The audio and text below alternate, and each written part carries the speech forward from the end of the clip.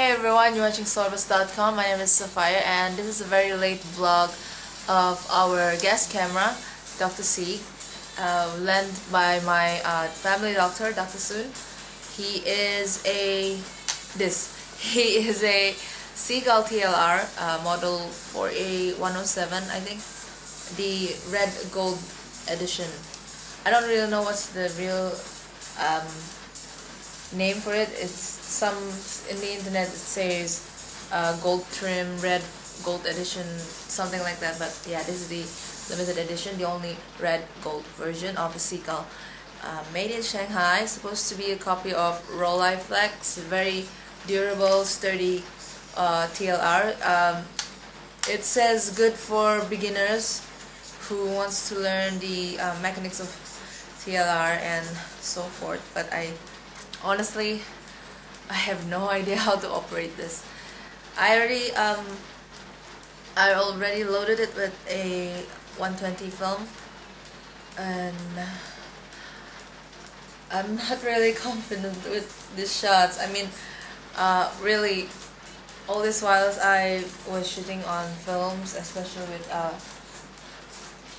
Chenkov. My first shot with him was, of course, I have this anxious feeling of how the shots would turn out and things like that, but I didn't have to worry about the settings and all that. I mean, I know all the settings around. I had no problem playing with it, but honestly, with the Seagull,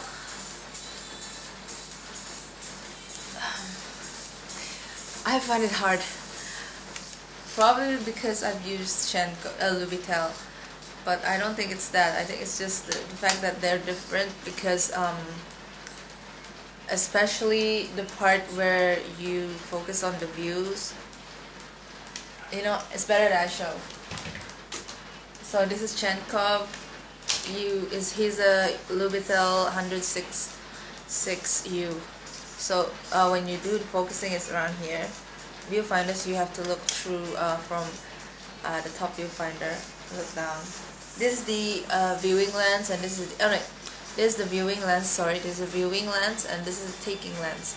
So this is how you focus on a TLR. You're supposed to look through the viewfinder, and then there's the circle thing where you can see if your image is focused or not. So for Lubitel, you turn it around here, and then to the film wine is right over here. That's about it.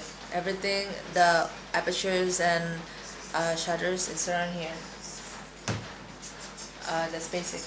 With a Seagull,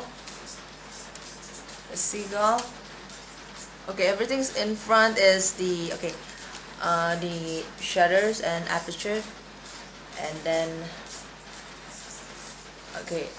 Chenkov was this side to do focusing, right in front of the lens. For a Seagull, it's right at the side, and then there's this cool metering thing which I am really fond of. And then I'll show you when I turn it. You just look at this lens part here. Advance, goes to the front a bit, and it goes back. Just a little bit, but yeah, that's how it goes focus. It goes in and goes out when you turn the knob here. And then the film winder is a crank. This crank, you turn it around, and when you turn it around, you lock it at this part, so people won't just like accidentally wind your film advance or anything. And then this is a shutter. That's how you shoot for Seagull. The viewfinder is quite cool. It comes out really neat. You just open it this way, and then it has this folding thing. Comes out on its own, and then the magnifying glass, you just push this part, push that part, and then it's out.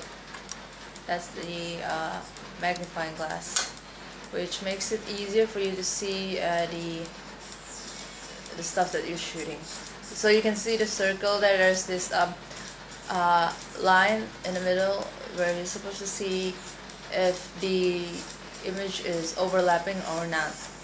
That's how you see how your TLR focus with things. It sounds pretty easy. It's supposed to be easy for someone who already knows settings on SLR or TLR. The only thing about it is the I think it's the film wind. There's numbering here, and on Chenkov there's not really any numbering. You just look at the back for the number on the film roll, and then the fact that when you turn it, okay, this is one is not loaded with film, so you won't really know how the winding goes, but what I've experienced when I turn it like just halfway through, it suddenly stops. It's supposed to stop, and then it comes out the number here 1, 2, 3, and so on.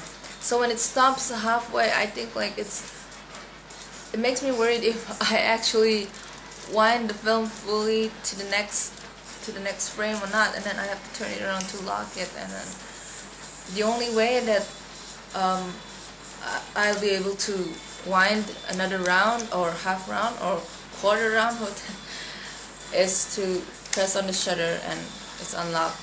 So the disadvantages of a Seagull is, to me, you can't really do multi-exposures. But yeah, I wanted to do multi-exposures. I can't do it with a Seagull. So okay, Dr. Seag aside, let's see what I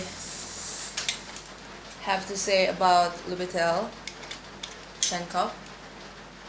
So yeah, as I had mentioned just now, this is his focus ring. Everything is focused right here, and then you look through the viewfinder there. Okay, the viewfinder is a bit grungy. Comes out everything like that. The folding, for slow-mo folding, it's actually this way. The flaps, there's a few flaps around 1, 2 on the side, and then one over here, and that's the magnifying glass you see, which I can't really push it out just like Seagull. It's together with this flap here, so maybe the latest Lubitel they already refurbished it to have it pushed just like the Seagull. So I'm not sure, because Chenkov is the 1980s version. I don't know if they have a different version for every era. So yeah, you have to manually pull out the magnifying glass. So that's the magnifying glass, and this is how you look at Chenkov's viewfinder. There is no half circle, the line, just like the one you see on the Seagull, but I'm definitely sure that the Lubitel 166 Plus has that feature. So that, like I said, maybe the refurbished one, they have this a neat, much better flaps for the viewfinder. And then yeah, this is the back of Chenkov. He doesn't have numbering over here to indicate which 120 frames you're on, but you can actually see here if you've used 120 film, you know that the back paper has this numbering for 6x6, which is square mode, and 6x4.5 for the panoramic frames. So if you're on panoramic frames, you want your pictures to appear like a normal rectangle, you can go to this mode, just turn it around. Then the numbering, there's 2 numbering for each for every 120 rolls, so you can see the numbers there. But if you want a full square frame, you can go just turn this around to the 6x6, and then you will see the numbering in this part. It's a different numbering for each frame, each sizes. It's either 6x6 square or 6.4.5 for rectangle. But I'm putting this right here is because I've loaded Chenkov with a 35mm, so the only way I could know the numbering or know that I've advanced to the next frame is by counting on the sprockets at this side. Yeah, that's how I did it. In case you all want to try it out on your TLR for Lubitel, I can say for sure You just go to the rectangle format, and then every time after you shoot, you advance and count the sprockets. 11. You have to go through 11 sprocket holes to know that you've fully advanced to the next frame. Got it? So yeah, we are saying goodbye to Dr. Seag.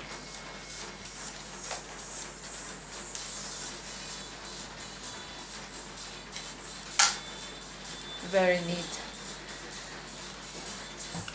fold. Yeah, I really like this, but I would really love to have a roll eye flex.